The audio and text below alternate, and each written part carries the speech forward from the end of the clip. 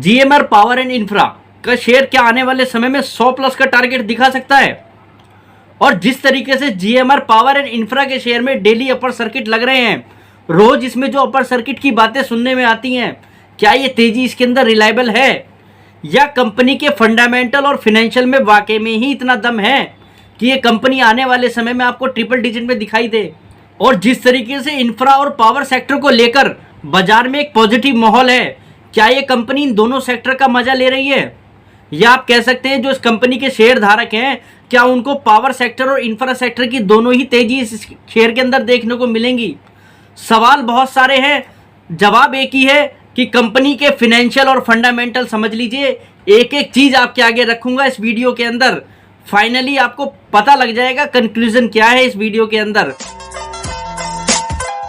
GMR power के अगर कारोबार की बात करें तो कंपनी का मुख्य कारोबार पावर सेक्टर से आता है। पावर सेक्टर के अंदर कंपनी के पास 2 कोल प्लांट हैं, एक कंपनी के पास गैस प्लांट है, साथ ही साथ कंपनी के पास हाइड्रो पावर प्लांट्स भी हैं। हाइड्रो पावर प्लांट के अंदर कंपनी का एक 1425 मेगावाट का प्लांट रिसेंटली अभी चालू होने वाला है, जो कि अंडर कंस्ट्रक्शन है।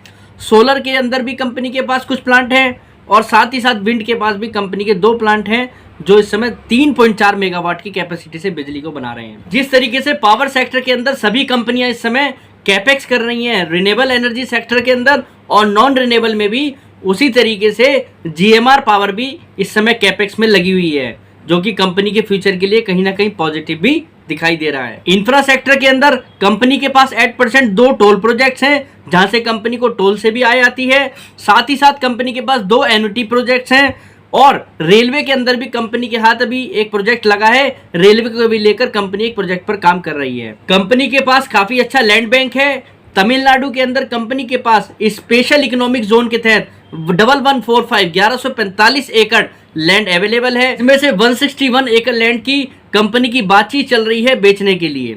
अगर हम 210 एकड़ लैंड की भी एक डील की बात करें तो कंपनी ने एक जॉइंट वेंचर किया है टिडको के साथ, जिसमें कंपनी देखा जाए तो उस लैंड को डेवलप करेगी वहां पर इंडस्ट्रियल पर्पस से। कंपनी की एक सब्सिडरी को अभी रिसेंटली उत्तर प्रदेश के अंदर स्मार्ट मीटर बनाने के लिए 75.69 लाख यूनिट्स का ऑर्डर मिला है, जो कि ऑर्डर कंपनी को अगले 10 साल के अंदर पूरा करना है।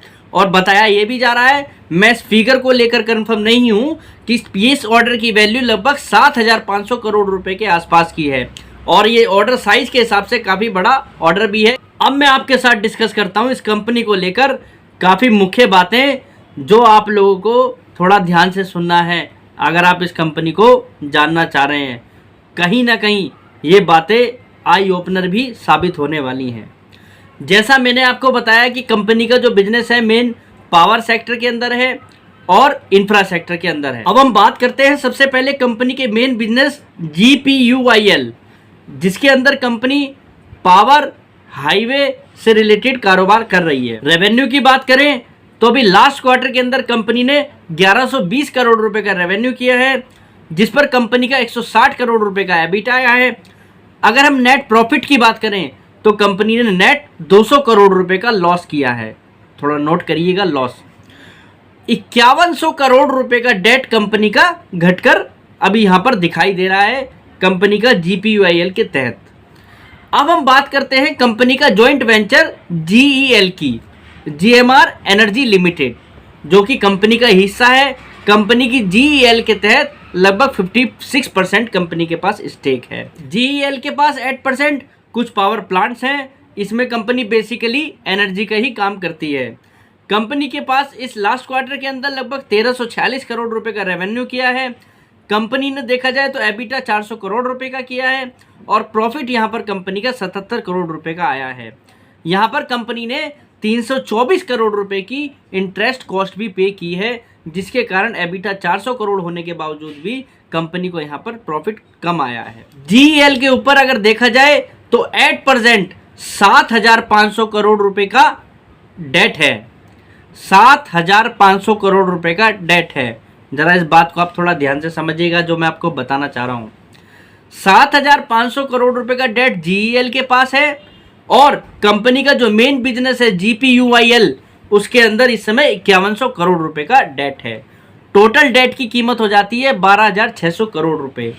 कंपनी का अगर इक्विटी का साइज देखें तो कंपनी के पास 60.3 करोड़ शेयर इस समय है, जो कि ये बता रहा है कि कंपनी के प्रत्येक शेयर पे 200 प्लस रुपए का कंपनी के ऊपर डेट है, 200 प्लस रुपीज का कंपनी के ऊपर डेट है। ये कारण कहीं ना कहीं है जिसके कारण इस कंपनी की बुक वैल्यू आपको नेगेटिव दिखाई देती है। कई लोगों को शायद बुक वैल्यू नेगेटिव देख के अजीब सा लगता होगा, उन्हें लगता होगा कि ये शायद माइनस गलती से लिखा गया है, पर इस माइनस को लिखने के पीछे कुछ कारण हैं। कहने का मतलब कंपनी के ऊपर कर्ज काफ़ी ज़्यादा है। अगर आप कंपनी के रिजल्ट्स में जाकर देखें तो आपको पता लगेगा कि कंपनी का जो मेन खर्चा है एबिटा के बाद, वो ज़्यादातर सारा इंटरेस्ट के एक्सपेंसेस में जा रहा है। जिस तरीके से इस कंपनी के ऊपर डेट की पोजीशन है एट प्रेजेंट, इस कंपनी का मेन प्रॉफिट जो है इंटरेस्ट पे करने में ही जा रहा है। अगर हम लॉन्ग टर्म में कंपनी की सेल्स ग्रोथ देखें तो वो नेगेटिव दिखा रही है, प्रॉफिट ग्रोथ देखें तो वो भी नेगेटिव दिख रही है। यहीं अगर हम प्रमोटर की होल्डिंग की बात करें तो प्रमोटर ने अपनी होल्डिंग में काफ़ी बड़ा हिस्सा जो है प्लेज भी किया हुआ है आज की डेट में। अब आप बात सुनिएगा, मैं कहना क्या चाह रहा हूँ, आप लोग जरा इस बात को थोड़ा ध्यान से सुन लीजिएगा। जो लोग हमारे इस समय सब्सक्राइबर हैं उनके लिए मैं खासकर पहले एक मैसेज देना चाहता हूँ।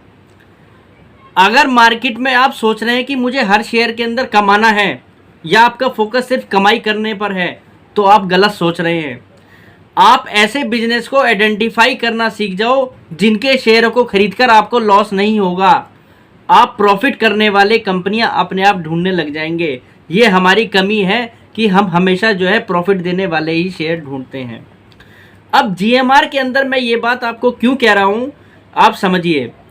कंपनी के पास जितना डेट है, कंपनी जितना इंटरेस्ट हर क्वार्टर में पे कर रही है, और जिस हिसाब से इस कंपनी के पास इस समय ऑपरेशंस हैं या जो कंपनी का बिजनेस परफॉर्म कर रहा है, आप मुझे ये बताइए क्या कंपनी के पास कोई ऐसा तरीका होगा आपके हिसाब से कि जो कंपनी एक अच्छा खासा प्रॉफिट भी नहीं बना पा रही है वो इतने बड़े डेट को चुका सके? 12,500 करोड़ रुपए का डेट है। इस डेट को क्या इस कंपनी के लिए चुकाना आसान है? इस डेट को कौन चुका रहा है?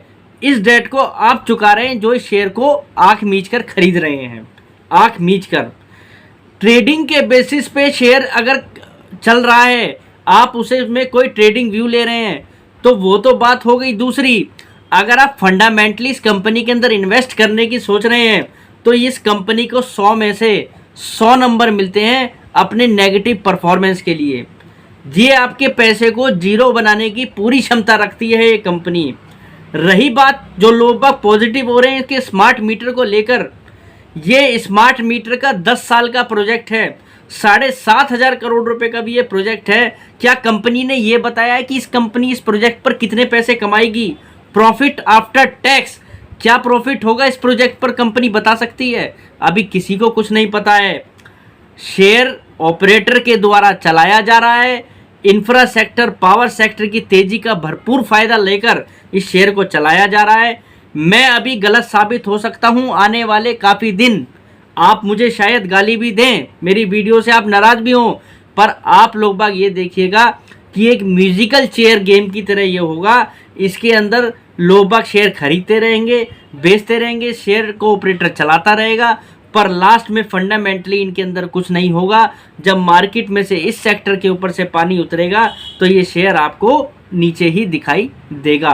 अगर कंपनी इस बीच में कोई जादू की झड़ी चला दे और ये 12,500 करोड़ रुपए का डेट यहाँ से ख़त्म कर दे तो निश्चित रूप से इस कंपनी के फंडामेंटल में एक स्ट्रॉन्गनेस देखने को मिलेगी। उस कंडीशन में ये 100 रुपये के रेंज पे भी ये शेयर टिकता हुआ दिखाई देगा। और इस समय तो जो लोग बाग इस शेयर को लेकर 100, 200, 500 रुपये जो भी टारगेट आप लोगों को दे रहे हैं, सबसे पहला तो आप सवाल उनसे ये पूछिएगा कि ये कंपनी का डेट कैसे उतरेगा, जिससे कंपनी की इंटरेस्ट एक्सपेंस जो है वो कम हो और प्रॉफिट में बढ़ोतरी दिखाई दे। और दूसरी बात, ये शेयर क्यों चलेगा, आप ये रीज़न भी लॉजिकली उनसे पूछेगा।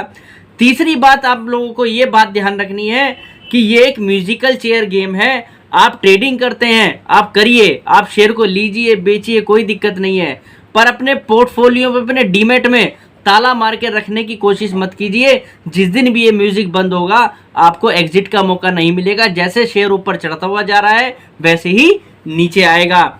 और जो हमारे सब्सक्राइबर हैं मैं उनको खुले मन से ये बात बिल्कुल कह रहा हूं कि आप इस कंपनी के अंदर इन्वेस्ट ना ही करें तो आपके लिए अच्छा होगा, क्योंकि फंडामेंटली ये कंपनी जीरो है।